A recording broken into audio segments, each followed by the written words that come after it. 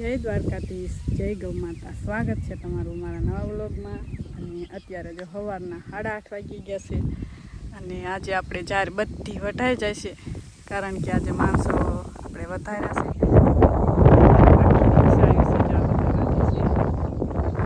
અને આપણે હવે આટલી 4-5 હરિયા વાટવાના છે, પછી પૂળા વાળવાના થશે. તો આજે આપણે જારનું કામ બધું લગભગ પાર પડી જશે. બધા જો થોડા હરિયા રહ્યા છે, પછી આ બાજુ વ્યાસ છે મોટી જારમાં. અને આપણે માણસો માટે જો ટિફિન આવી ગયા છે, ચા, દૂધ, શાક, રોટલા, છાશ બધું જ આવી ગયું છે અને પાણી. તો આપણે હવે ચા અને દૂધ પહેલાં પાઈ દઈ પછી સિરાઈ લઈશું બધા. તો હવે સવારના 11 વાગી ગયા છે અને આપણે ચા, પાણી અને નાસ્તો અને આ બાજુની બધી સાઈડ જાર આપણી વટાઈ ગઈ છે. અને હવે બસ 2-3 હરિયા બાકી છે વાટવાના. અને જો બધા સિરાવા બેઠા છે,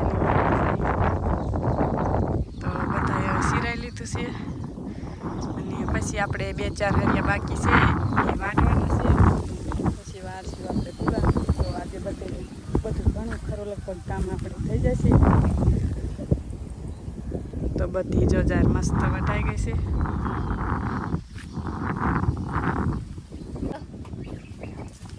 તો હવે બપોરનો 1 વાગી ગયો છે અને આપણે માણસો બધા ઘીરે જતા રહ્યા છે. ને અમે જો બધા હવે નાસ્તો કરી છે કેરીઓનો.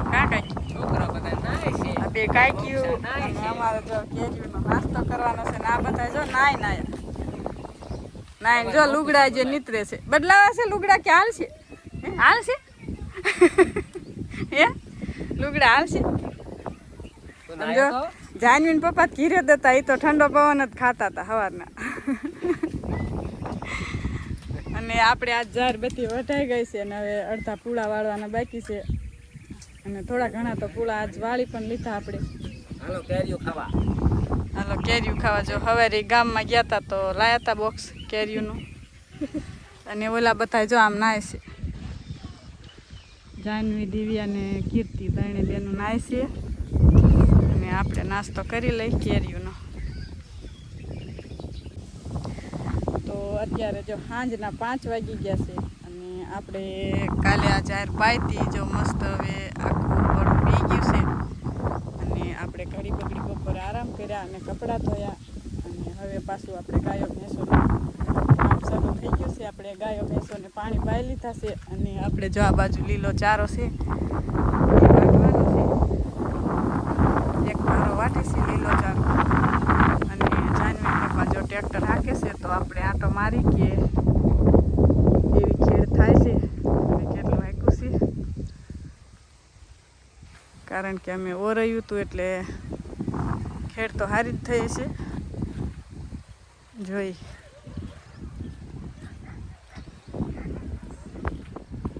લીલું હાક્યું છે એટલે મસ્ત જો ખેડ થાય છે. દાંતી હાક્યું છે. અને અત્યારે ડીઝલ પણ પૂરતા મળતા નથી એટલે ઓરવી અને હાંકવાનું છે તો મસ્ત હકાઈ જાય આપણું પડું. અને 5 વીઘાનું આ પડું છે.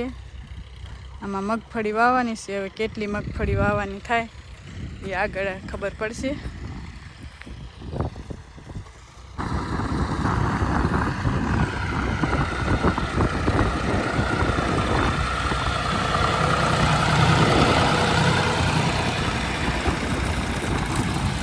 દાંતી હાકે છે. ખેડ બહુ મસ્ત થાય છે, કારણ કે લીલું હાકે છે ને એટલે.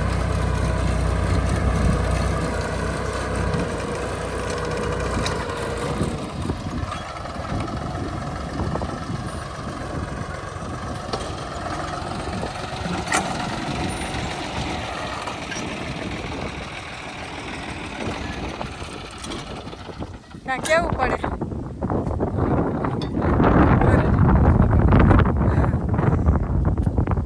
વરેલું છે એટલે મસ્ત ખેડ થાય છે. મગફળી વાવવાની છે, પણ વરસાદ થાવ નજીક આવતા વવાય કાંઈ, એટલે પાણી તો બહુ ન પાવા. ભૂંગળા નો કાઢી કરે.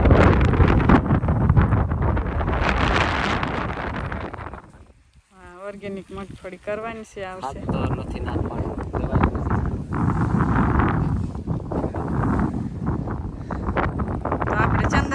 જઈશું સંજયભાઈના ચંદન જોઈ આવી હાલ. તો મિત્રો ફાઇનલી આપણે હવે પહોંચી ગયા છે મારા દેરની વાડીમાં ચંદન જોવા. તો જો એમને ચંદન હવે મસ્ત થઈ ગયા છે અને આ 2 વર્ષના છે ચંદન. તો જો આટલો વિકાસ થયો છે અને આ છે એનું કટિંગ. એને કટિંગ પણ આપવું પડે તો આવો સીધો ફોટો થાય. અને એને આજુબાજુ જો બીજો પાક આપણે કરવો પડે છે એના મૂળથી એનો વિકાસ નથી કરી શકતો. એના જો પડખે હરગવો છે એવો બધો બીજો અંતરપાક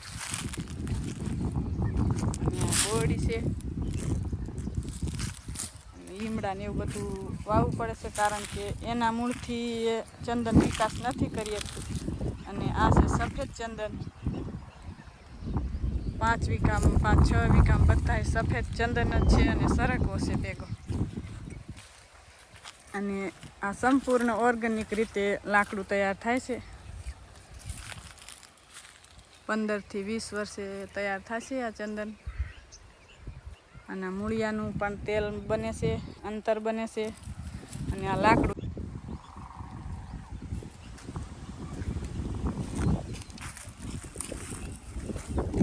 પપ્પા પણ આટો મારવા આવ્યા છે કારણ કે અમારે પણ વિચાર કરીશી વાવવાનો ચંદન.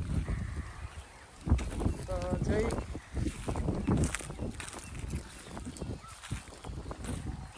અમુક છોડવાએ સરસ વિકાસ કર્યો છે અને અમુક થોડાક નાના છે. બોયડી પણ છે. અને આ વેલ જેવું જ્યારે ચંદન વાયા હતા ને ત્યારે વાવી હતી આ વેલ. મહેંદી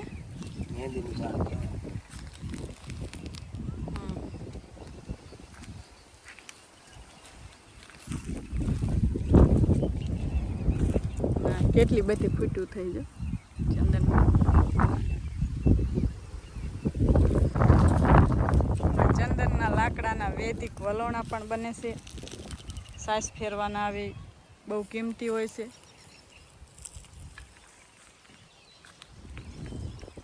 લાકડું બહુ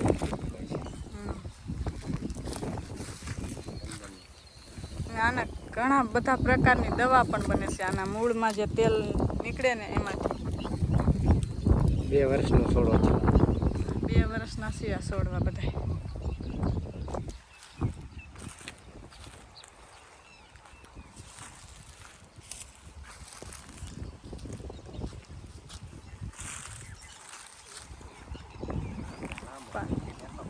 પાંચ 6 વીઘામાં છે કા 5-6 વીઘામાં છે. જો અહીંયા બોયડી પણ વાવી છે, કલની બોયડી અને લીમડા સરખો એવા બધા વાડમાં હોય ને તો આ ચંદન સરસ રીતે વિકાસ થાય. પણ આપણે બધા જો પડામાં મારા દેરે વાયા છે 6 વીઘામાં છે. તો હવે હાલો આપણે આંટો મારી લીધો છે અને આપણે જઈએ હવે ઘરે કારણ કે હવે મિલ્કિંગ કરવાનો પણ ટાઈમ થઈ ગયો છે. તો હવે ગાયો ભેંસોને મિલ્કિંગ કરી લઈ. પહેલાં એક ભારો લીલી જુવાર વાટવાની છે પછી મિલ્કિંગ કરવા જવાનું છે આપણે ઘરે. તો બસ આજનો વ્લોગ અહીંયા પૂરો કરીશી. તો મળશું એક નવા વ્લોગમાં. ત્યાં સુધી રામ રામ બધા.